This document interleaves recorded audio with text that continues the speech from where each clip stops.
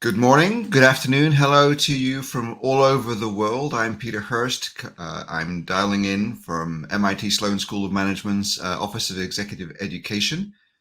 And I am delighted to be joined in this week's LinkedIn Live by Paul Cheek from MIT's Martin Trust Center for MIT Entrepreneurship, where Paul is the entrepreneur in residence.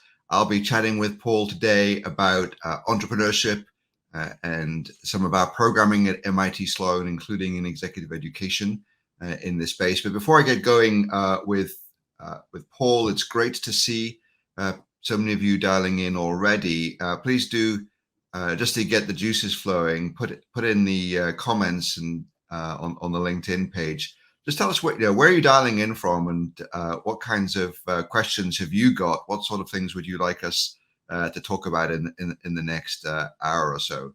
And while you're all doing that, and Paul perhaps will have a look at some of the comments and suggestions that are coming in as well, just to say hello, give some shout outs. We know there are some familiar people out there. And yeah, we're saying some phishing in the stream as well. So another spam post. So we'll do our best to try to get rid of those while we go along. And if you're the person that's posting them, please do stop. We want this to be valuable for everyone. Great. So Paul is an entrepreneur in residence at the MIT Sloan, the MIT Trust Center. And before that, he has a very interesting and distinctive claim to fame, which was Paul was MIT's first hacker in residence. And I hope we're going to talk a little bit about what that actually entailed, Paul, and share something about that experience. But Paul is a founder, an entrepreneur in his own right. He's co-founder and chief technology officer of Oceanworks, which is a for-profit company with a mission to end plastic pollution. He's developed their platform and the traceability system to provide companies with a trusted source for quality recycled ocean plastic materials at competitive prices. And in the past 2 years, this is such a great thing. Oceanworks has diverted thousands of tons of plastic from the ocean, served hundreds of corporate customers in over 30 countries, and established the launch of a variety of high-profile sustainable products, such as Clorox ocean plastic trash bags, Sperry ocean plastic boat shoes, and YKK ocean plastic zippers. For all of that kind of stuff, Paul's also been recognized in Forbes 30 under 30 in I think the energy sector actually, but that's a really fantastic achievement and recognition as well. So we're really delighted and honored that Paul, among all of those things, has found time to take this role as entrepreneur in residence at MIT Trust Center, where as a lecturer, he teaches in a variety of programs with our degree students and with our non-degree programs in executive education. A tremendously busy individual, doing great things. And so, Paul, it's just wonderful that you've been able to find a bit of time to join me in this LinkedIn Live and chat with some of the folks that we've got logging in. So Paul, that was no way doing you justice by way of introduction. But yeah, maybe I could just take you back just to sort of give a bit more of a sense of what is this, hacker in residence thing, and how did that come about? Yeah, absolutely. Well, thank you for having me today, Peter. And it's wonderful, as you mentioned, to see so many familiar faces out in the audience, as well as so many new faces joining us here for the LinkedIn Live. Yeah, well, I can tell you all about that, but it really stems from my experience in software engineering. I've been a software engineer for at least a decade, and with that, I've always kind of taken the entrepreneurial approach to software engineering in terms of building new products, new companies, et cetera.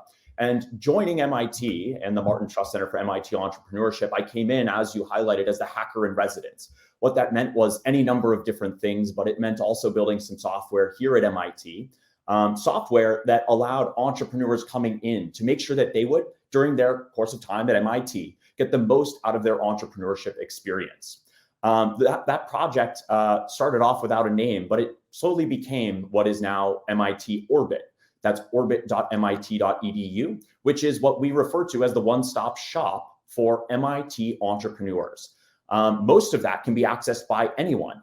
So we'd welcome anyone interested in getting engaged in the entrepreneurship ecosystem to check out Orbit. But that meant a number of different things, Peter, coming back to entrepreneurship in terms of supporting our students, students in a variety of programs, courses, et cetera, whatever they needed throughout their entrepreneurial journey, whether that was figuring out what does entrepreneurship even mean, thinking about beyond that, what idea might they work on, what team might they work on it with, or taking the business they've begun to build and expanding it.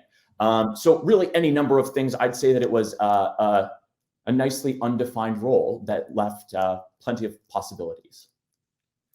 That's great. And so this sort of turned into being the entrepreneur in residence. What's that? What does that involve? And tell us a little bit about what a typical day is like for you. Yeah, it's funny, Peter. There's never a typical day, but that's what makes it so fun, right? It's working with our students in their entrepreneurial journey, exploring new potential entrepreneurial ventures, and helping them solve the challenges that they might encounter at any point within that journey.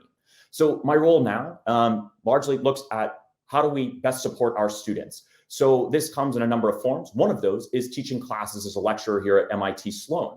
I teach MIT's New Enterprises course, which takes students from ideation or venture inception all the way through to the complete business plan creation. And that's a course that has a long storied history here at MIT. It's been around for about 60 years. And I have the privilege of teaching it now and looking at, okay, where do we take that course moving forward and how might we improve the overall entrepreneurship education experience for students at MIT, whether, as you highlighted, in a degree granting program or non-degree programs as well. Great. Well, hold on a second. So you talk about entrepreneurship education a few times there, and of course that's why we're here.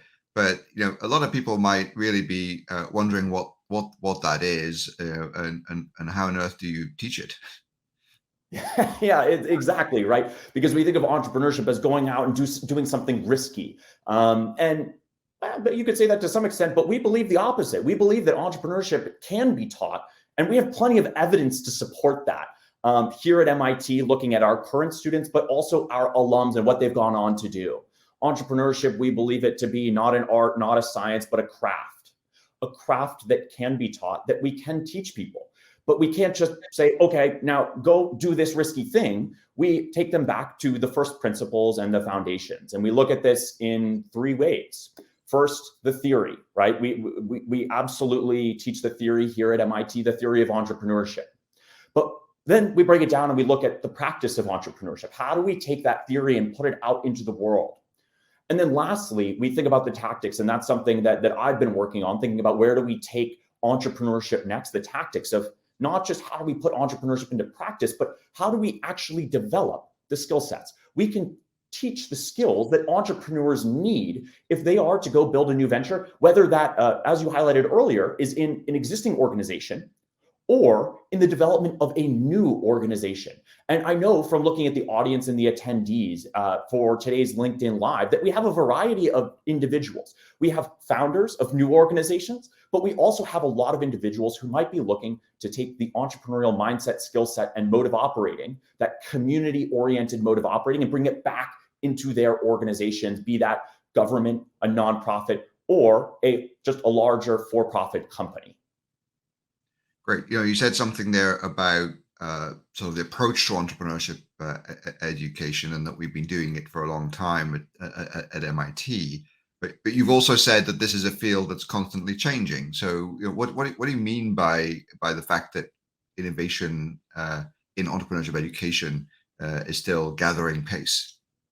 Yeah, absolutely. We look at this a lot. We talk about it a lot. And we believe that we are pushing the new frontiers of entrepreneurship education here at MIT. And we don't, the mission of the Martin Trust Center is not just to do it here at MIT, but to push it out into the world, to empower individuals within other organizations and support other schools. I know we, just looking at the attendee list, we have some individuals from other schools that also look at what we're doing and how they can take it back. And this is something that we are doing constantly. Now, when we look at our existing course portfolio, we look at all of the different aspects of entrepreneurship education. We have over 60 entrepreneurship courses here and plenty of executive education courses as well. we think about how what we've done is we've built up the framework, the first principles to build out a business plan. But then we say, okay, now go out into the world and execute on that plan. We don't want to stop there with just giving individuals the plan to go do it. We want to empower them with more than the plan, the skill sets. And that's where we've begun to introduce what we call venture creation tactics. We've introduced this new portion of entrepreneurship education that gives leaders the skill set and the mindset of an entrepreneur to actually go put that plan into action and execute on it. Now, where this came from, Peter, is not just hypothesis. We took students through our core framework, which we can certainly talk more about. And then we also saw them later on in one of our programs, MIT Delta V, which is MIT's premier startup accelerator.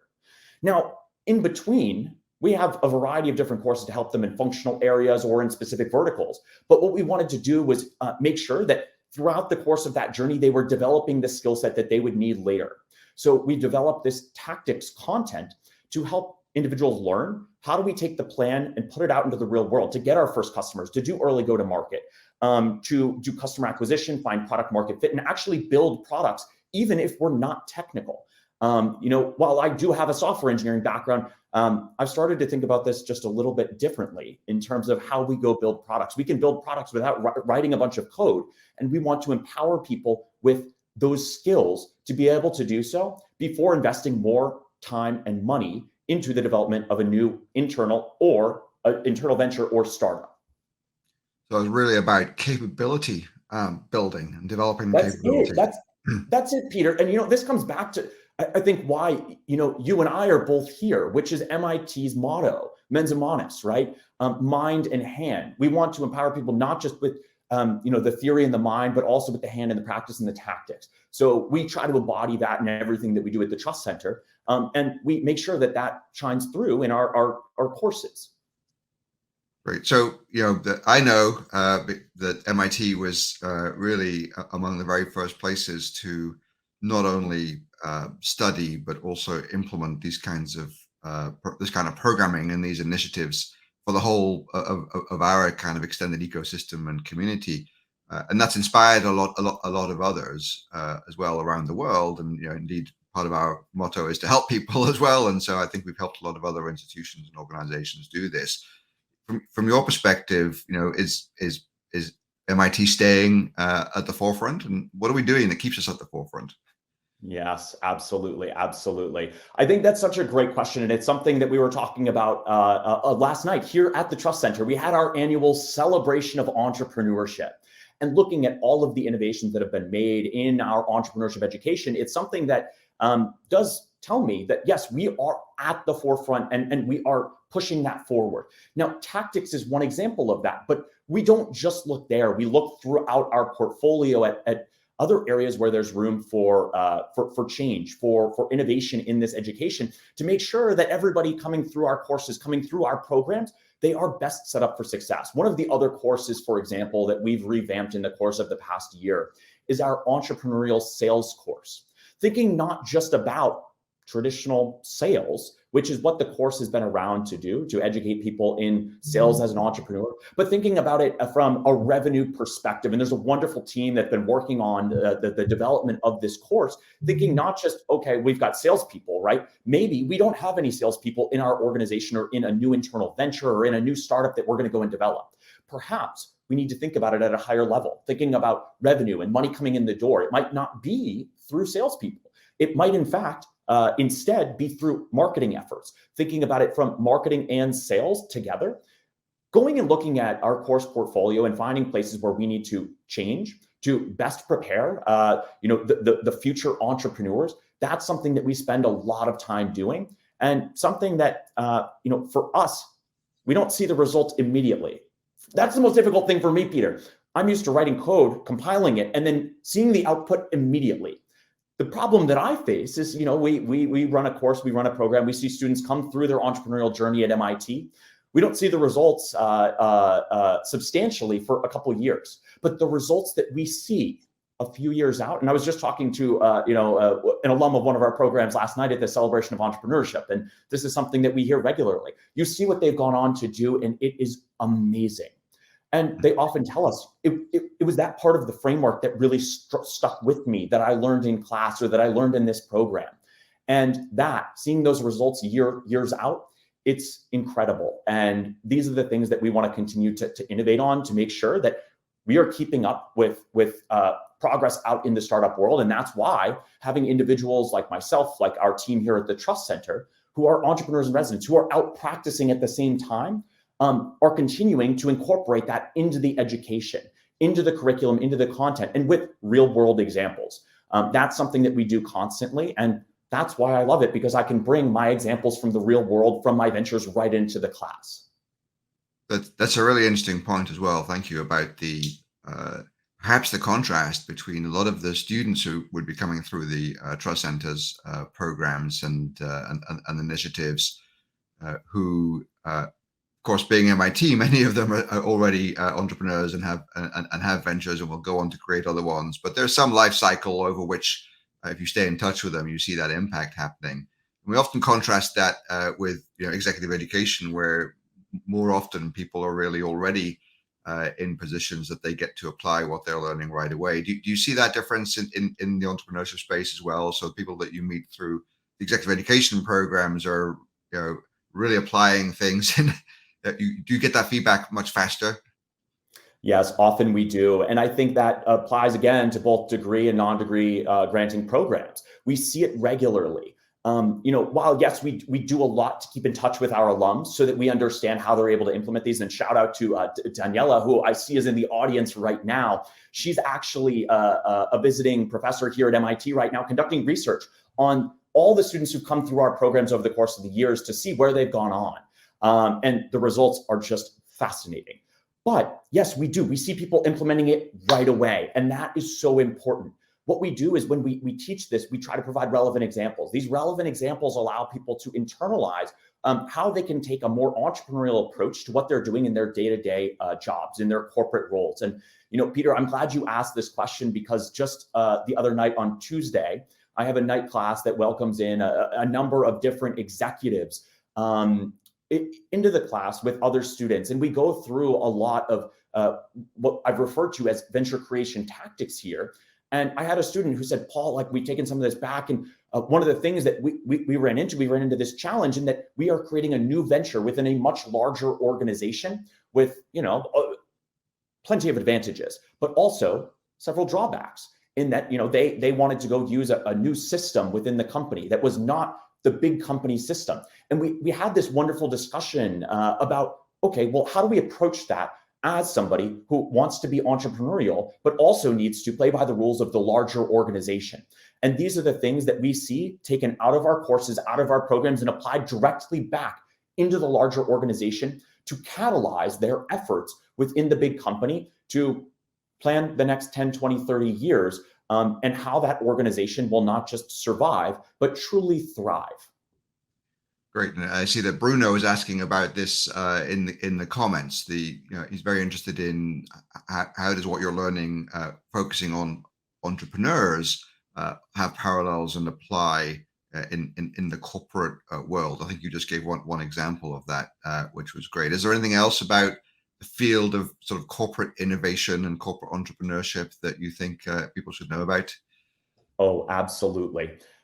The way that we think about it is, if you are to really stand out in your organization, the more that you can do to embrace the entrepreneurial skill set, the mindset, the more that you can do to push that organization forward, right? Organizations over the course of their lifespan, they tend to slow down. They lose clock speed. In the very early stages, you have rapid clock speed. You're moving very quickly and innovating. But over the course of time, there's a lot that has to be done to maintain everything that's happening. So the pace of change tends to slow down. But when individuals within that organization embrace entrepreneurship, internally, we call it corporate entrepreneurship here. You might know it as intrapreneurship.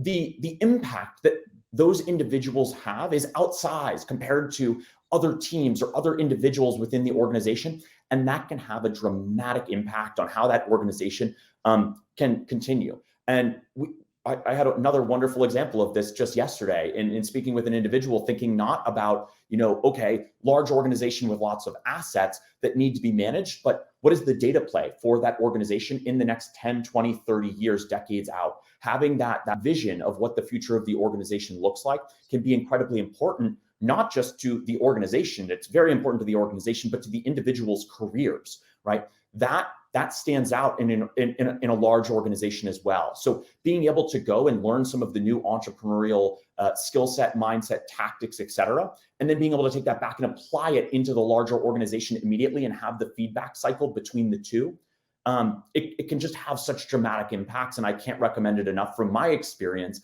taking my entrepreneurial experience and dropping it into a larger organization in the past. That's great. I think that this is all really helpful context.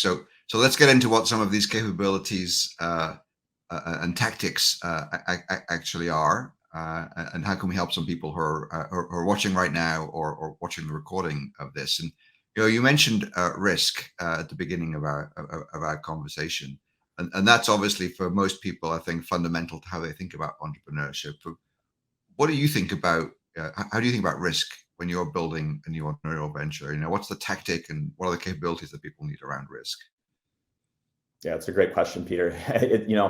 I like to think I like risk, but none of us like risk that much, right? That has some sort of a negative connotation with it, risk, right? But at the same time, people brand entrepreneurship as risky. I don't believe it's that risky. I really don't. I think maybe upfront taking the first step can seem a little bit risky, but that's why I love structure and the structure of a course or a program to help diminish that upfront risk. Because you go into it, you have the structure and you know what are the next steps. That's why we work from a framework here at MIT. However, when we think about risk, I think about it as de-risking. That's what we really need to do. And I have so many conversations with students, one in particular that really stands out to me in this moment with you asking this question. And the question was, oh my gosh, the program's going to be over. What are we going to do next? It seems so risky. I said, okay, well, you have this amount of time in the program. Let's focus on de-risking the opportunity in this program. How are we going to de-risk the opportunity? Well, there's a number of ways that we can do that, but I am a big believer, despite having a software engineering and product background, that we need to de-risk the overall new venture opportunity, whether within a larger organization or in the development of a new organization. We need to de-risk it by getting customer buy-in. And in our course here at MIT, New Enterprises, as well as in the upcoming EDP program with you, Peter, the executive education program, EDP, what we're doing is we're actually integrating some of these tactics into the business planning process. And we call that portion market testing tactics.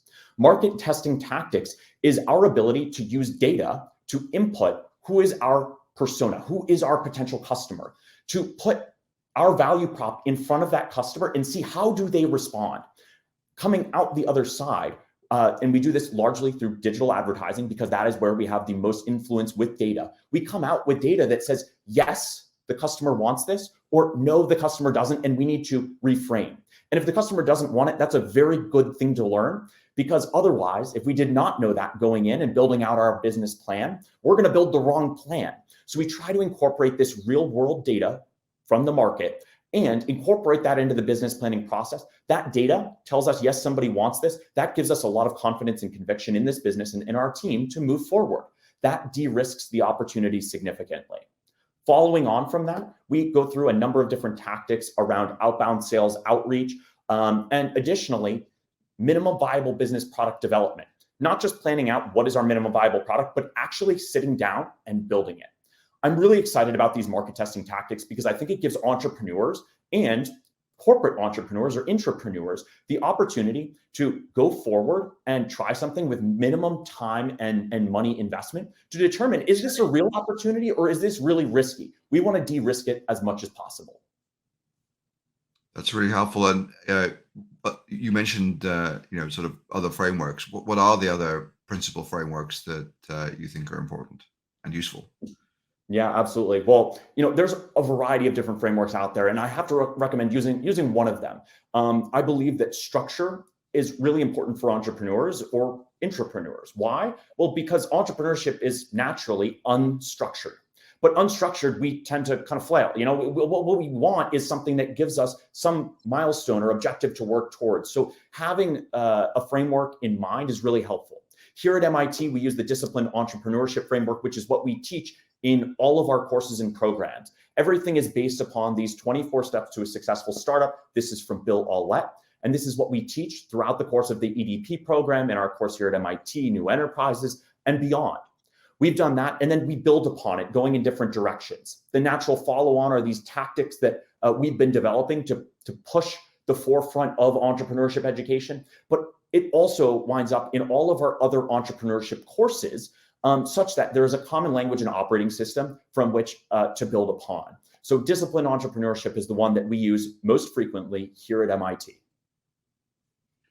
Great. And you're a software engineer, and so you've used some terminology that definitely comes from that background as we've been talking. A lot of MIT sort of technology and startups are in the hard versus soft technology space.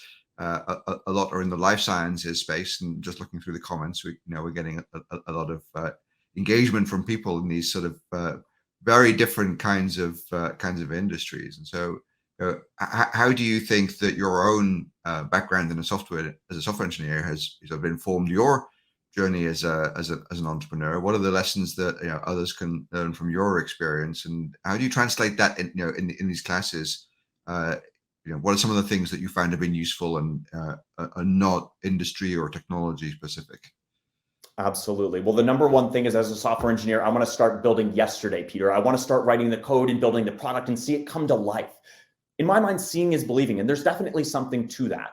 But at the end of the day, and this is the first theme of the 6 themes in the 24 steps of disciplined entrepreneurship, it's answering the question, who is your customer?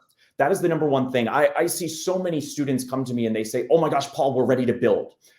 Whether that is in software, hardware, life sciences, or otherwise, they want to start building. But we need to take a step back to de-risk the opportunity before we do that. So this has really shaped how I teach and how I practice as well. It's taking the time to de-risk it, understand who the customer is, get their commitment before ever going to product development.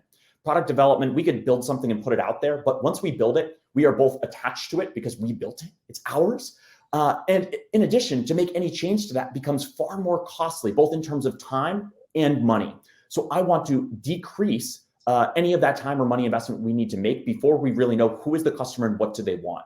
Regardless of industry, these are the things that we talk about a lot in our classes that can help improve the odds of success for anybody building a new venture or creating a new product within a larger organization. Great. So just sticking on the software theme a little bit earlier in the comments, I think it was Daryl asked a question about AI, and we've had a few other people making, reacting to your comments about the use of data and being data driven in these systems. Can you say again, think not just for the people that are interested in sort of software based or technology based startups and businesses, but more broadly, what are you seeing is are the real kind of opportunities around applying data analytics, AI, and other kinds of tools that perhaps are quite new compared to how we would have been talking about this even 3 or 4 years ago? Oh, absolutely. Well, and that's the fascinating thing. And we just wrapped up, Peter, final presentations in one of my classes yesterday. And you see the use of data analytics, artificial intelligence, machine learning applied across industries. We are not industry specific here. We are not technology specific. We actually try to take a step back and think about how do the fundamentals apply to all of these different spaces. The thing, Peter, that really strikes me about how we look at using artificial intelligence and machine learning and data analytics, data science within these different industries right now that is really getting the spotlight compared to several years ago is around the ethics of the use of these technologies, the ethics of how we apply these within a new entrepreneurial venture. We're creating something new that the world has not necessarily seen yet. How do we make sure that we are doing so ethically? That is a question that has come up more and more and more as we look at new ventures develop based on these technologies. And that's something that we believe to be extremely important and something that we don't ever want to forget. Could you say a bit more about that? I've heard it described as being responsible innovation and responsible entrepreneurship as well. What's that mean for you personally, and you know, how does that really play out in the real world? Where, you know, if you're really trying to build a business, you're going out trying to raise capital, and that's not a concept that maybe comes to mind, front of mind for many of us when we think about, you know, what investors might be looking for. So you have a business that's very sort of socially responsible. Can you tell us what that journey has been like and how you think about that? Yeah, absolutely. And you know, Oceanworks, we're on a mission to end plastic pollution, specifically in our oceans. And when we think about the technology that we use, we have a traceability platform that tracks recycled plastic from where it's collected at the shore all the way to the store, where you might buy a product made from it. And we need to consider, you know, who are the end users and what are their priorities? What are their demographics? What are their psychographics? We talk about this a lot in classes, but also at Oceanworks. And one of the things specifically, to give you one example, is all the way upstream in our supply chain, we have individual waste pickers and collectors collecting recycled plastic. Now, we try to get information to verify the authenticity of that plastic, where it was sourced, and that information that we collect, the data, is then committed to the blockchain. That ensures that nobody can change it at all. Now, when we think about what information we're collecting, we need to think about, okay, we are doing this with a purpose, right? We are actually trying to empower these waste pickers and collectors. And in doing so, we need to consider what information are we collecting and what information are we might want as a business, but that we are not collecting. And that actually, what we've learned from all of the research we've conducted is financial information. Financial information, not about how much plastic has been collected or where it's been collected, but how much money these individuals are making. They are generally informal workers. And we've learned that as informal workers, they don't want to formalize and submit information about the financials to the system. They want that to remain informal. And so keeping that in mind, knowing that we are doing this with a purpose to help them and empower them, but also on this larger mission of reducing plastic pollution, we need to be very, very conscious of what are we doing and what impact do the systems that we are putting in place, what impact do those have on those using them? So thinking about, you know, whatever the technology might be, it doesn't matter. As an organization at a higher level, what do the decisions we make around data and data collection? What's the impact of that at the end of the day? These are the things that we want to be thinking about, and we want individuals going in and building new ventures or new products within existing organizations. We want them to be thinking about these things, because once they're forgotten, then we wind up putting things that might not be ethical or might not be right into the hands of individual users. Great. And so continuing, if I may, with this little theme and digging a bit deeper, you know, the MIT Sloan School was possibly, according to some reports, the place that, you know, originally started studying the concept of organizational culture, maybe even created the terminology around that, the work of people like Edgar Schein decades ago, and this theme that has continued very much. What can you tell us about what you see the challenges are in the field of entrepreneurship around, you know, organizational culture? Maybe look at it through the lens of, you know, who are the entrepreneurs, you know, as a demographic. What are some of the cultural challenges? I mean, we've read about them oftentimes in the press and other things where, you know, sometimes it becomes scandalous. But what are the, you know, what do you see? You're a successful entrepreneur. You're seeing all of these people coming through these programs at MIT. What are some of the trends that, you know, we should be very pleased about, and what are some of the ones that, you know, we need to continue to really focus on and be concerned about as it relates to the culture of entrepreneurship that we're trying to create here? Yeah, absolutely. Well, you know, Peter, I think this kind of comes in two ways. The first is general culture of entrepreneurship. You can't have successful entrepreneurship without some spirit. We talk about this a lot at the Trust Center. You need to have spirit, not just in terms of the team that you're building, the organization that you're building, but also what surrounds you, the community around you. The community, we believe, is just so important. We need to have people to lift us up, to be there to help us on the roller coaster ride when perhaps things aren't going exactly as planned. But then when we think about the organization that we're building or the team that we're building within a larger organization, what is the culture there? And we talked about this last Tuesday night in my class. We talked about how, you know, once we have some proof points, we've de-risked an opportunity to some extent. We then are in a position to go sell others on joining our team. because we have something that shows that we are a good team, we can execute, we have customers who, want what we have. We can then go begin recruiting. But one of the things that I think is often overlooked in that recruiting process, and this especially applies to entrepreneurs building a new venture, but can also be applied to entrepreneurs within a larger organization. I had another conversation about that the other day. We go and we try to find the person who's going to fill the skills gap that we have on our current team. And that's what we talk about. We want people to, first step, identify the skills gap that limits our ability to hit the next milestone in an entrepreneurial venture. Then we want to find the individuals who might be able to fulfill that skills gap. We can onboard them, and that's great. But if we don't take the time to map out what our culture is, people don't think that an entrepreneurial organization on day zero has culture, but that's not true. Every organization has culture. It's what people do every day. Even if it's one person as a solo founder, if it's 2 people, if it's 3 people, they have culture. So the question then becomes, how does bringing an additional individual into the organization change that culture? With every additional person that we bring in, we want to be thinking about how are they going to drive the culture forward? We want to make sure that that culture doesn't deteriorate. And one of the co-instructors who I teach with, Nagarjuna Venna, he gave a wonderful discussion on this just last week, talking about at his company that he co-founded, BitSite, how they worked to look at culture over the course of time, taking the time to devote to thinking through thoughtfully how culture will evolve within your organization and how you will stay true to that culture with every additional individual that you bring on board is so, so important.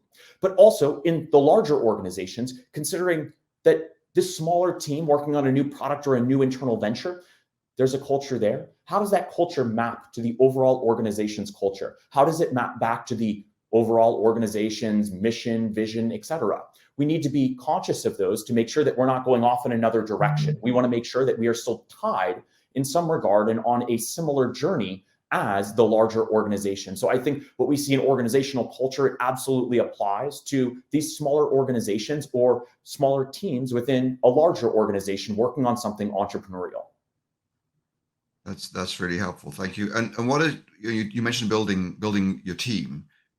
Are there any myths, and can you help dispel them around what entrepreneurs look like, who they are, what their backgrounds are, as we're thinking about building these teams and these ecosystems? I think we all now know the idea of the importance of diversity as an ingredient of innovation.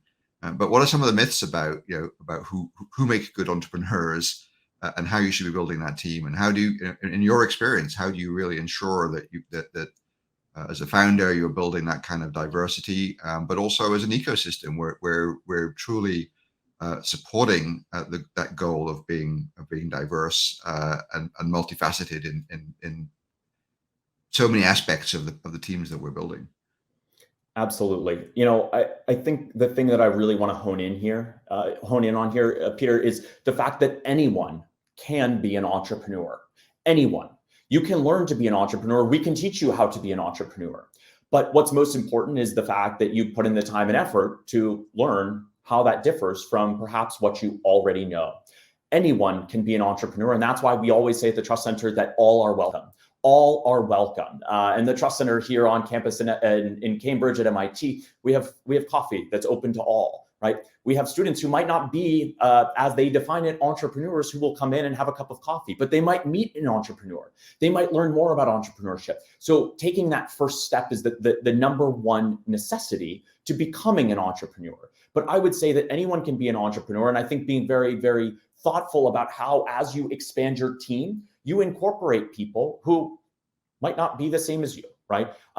Building a diverse team, diverse in every respect, is so important, because if all of us are similar on our team, we're going to have a lot of bias. And one of the number one things we talk about this in doing primary market research and changing our way of thinking as entrepreneurial teams, we need to have different perspectives. If we don't have different perspectives, we're going to build based on our own bias. And if we build based on our own bias, all of a sudden, we're going to be building something for ourselves, but not for our customers. We need these different perspectives to challenge us. As entrepreneurs, we need to welcome that. We need to have the thick skin to be able to get the feedback that says, no, we're not right. I always look for entrepreneurs who find these aha moments, these moments where they learn something and they're open to that. They're open to the fact that they were in fact wrong. So getting these different perspectives and building a diverse team is of the utmost importance. And I think that also kind of comes back to the prior question, Peter, about culture, right? And that will help to shape the culture moving forward. So we've had a few questions.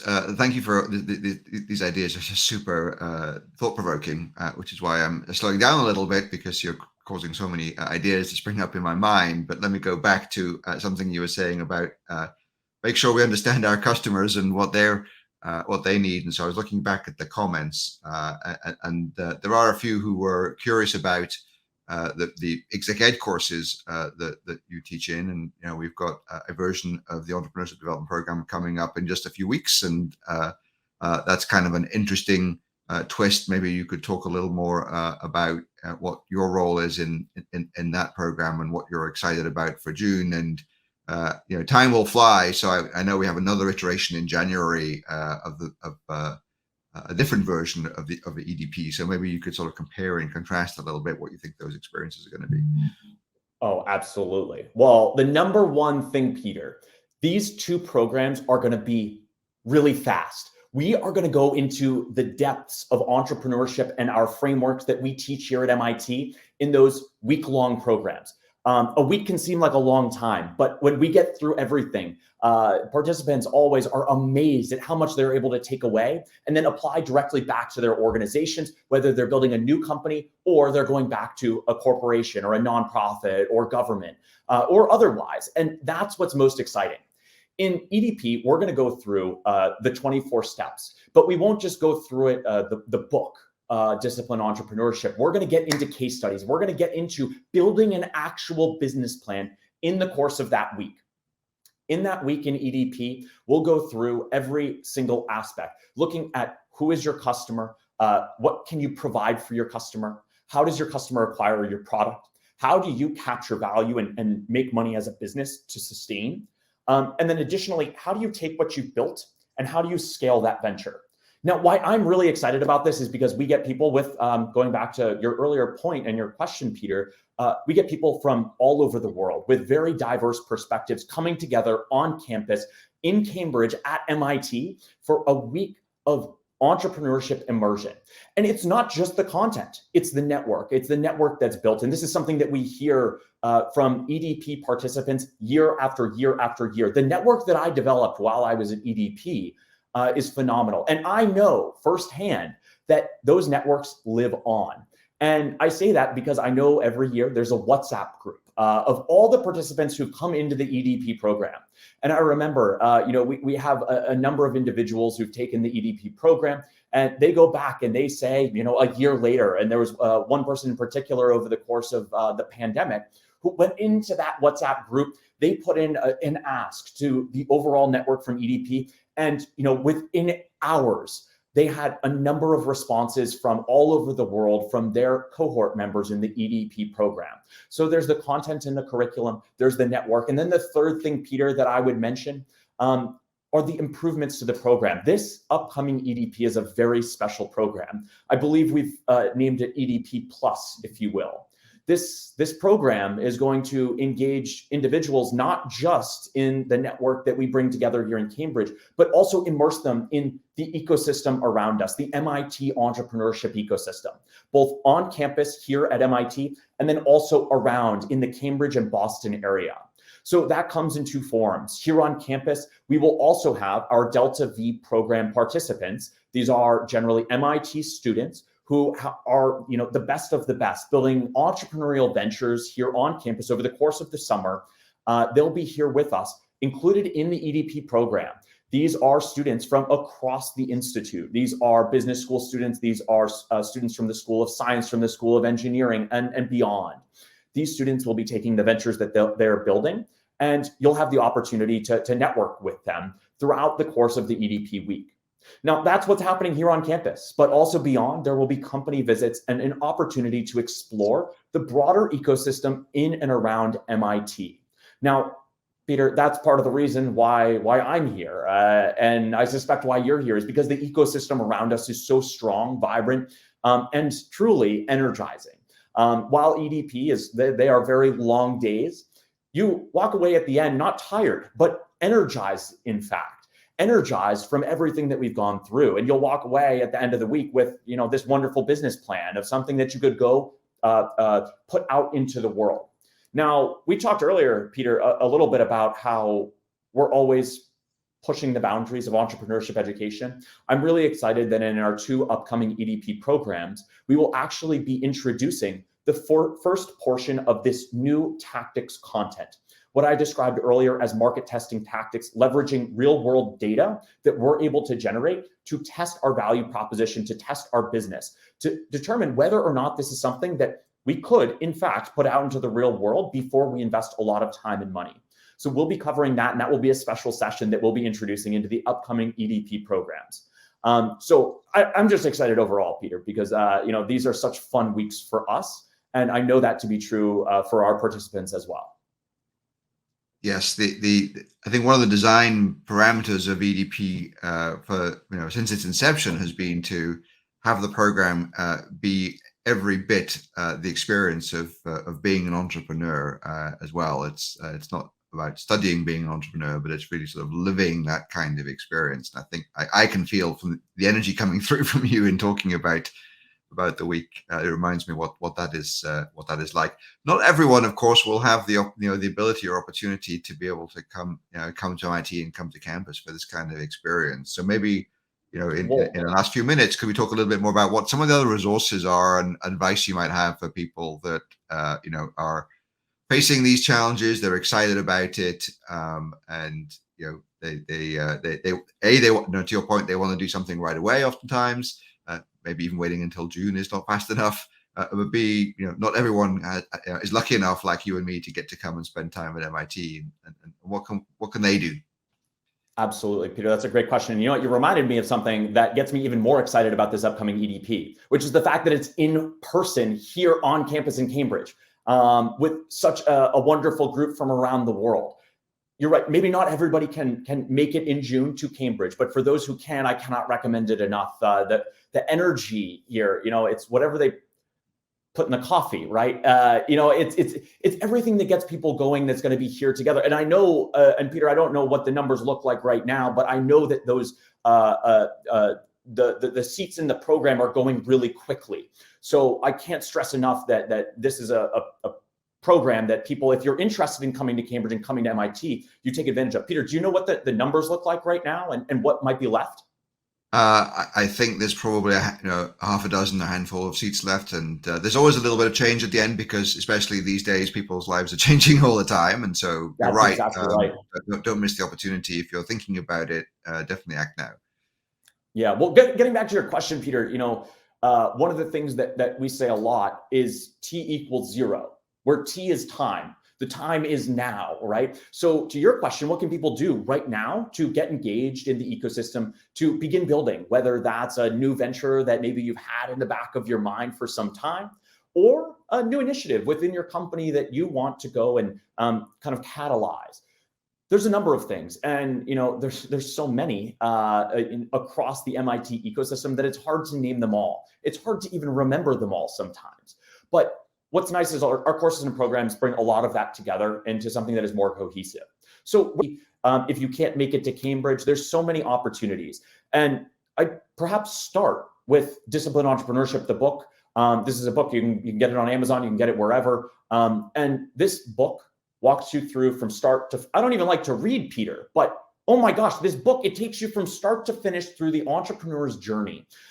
With extremely practical frameworks, tools, processes to go through, understand who your customer is, understand how you're going to help them, understand how you're going to capture value from them. And then once you've done so, figure out how you're going to build your business. And this framework, Disciplined Entrepreneurship, is one that has been proven over the course of time. We have countless companies that have been rooted in disciplined entrepreneurship and these 24 steps in our classes and in our programs that are now wildly successful. So that would be a wonderful place to start.